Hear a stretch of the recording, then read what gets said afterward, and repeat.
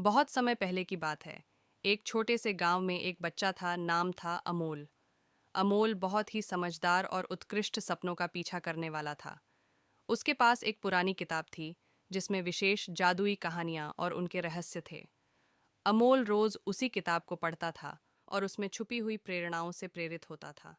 एक दिन अमोल को एक खोज करने का मौका मिला। उसे अपने गांव से बाहर जाना पड़ा, जंगलों में एक पुरानी गुफा के पास। उसने सुना था कि उस गुफा में एक जादुई लैंप है जो किसी की भी मांग पूरी कर सकता है। अमोल ने धैर्यपूर्वक गुफा के अंदर चलने का निर्णय लिया।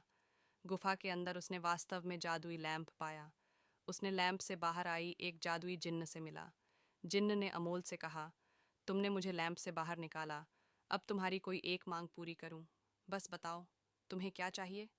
अमोल ने सोचा और कहा, मुझे ज्ञान की शक्ति चाहिए ताकि मैं अपने समुदाय की सेवा में आगे बढ़ सकूं।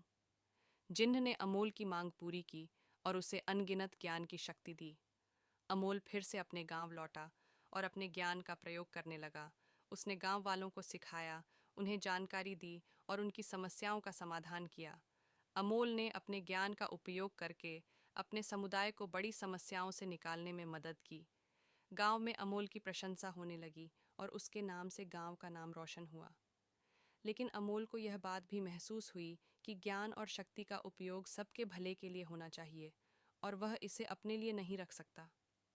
फिर एक दिन एक विपणन कार्यक्रम में उसकी मांग से लैंप में एक जिन्न वापस आया। अमोल ने जिन्न से कहा, मुझे एक ऐसी शक्ति दो जिससे मैं सबको सिखा सकूं कि हर व्यक्ति में एक विशेष गुण होता है जो उसे उसके सपनों तक पहुंचा सकता है। जिन्न ने अमोल की मांग पूरी की और उसे एक विशेष शक्ति दी जिससे वह हर व्यक्ति के अंदर छुपे गुणों को पहचान सकता था।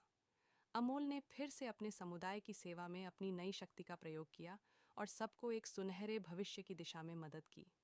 इस कहानी से हमें यह सीख मिलती है कि ज्ञान और शक्ति का उपयोग समाज के भले के लिए करना चाहिए और हमें हमेशा अपने सपनों का पीछा करना चाहिए जो हमें अपने लक्ष्यों तक पहुंचा सकते हैं।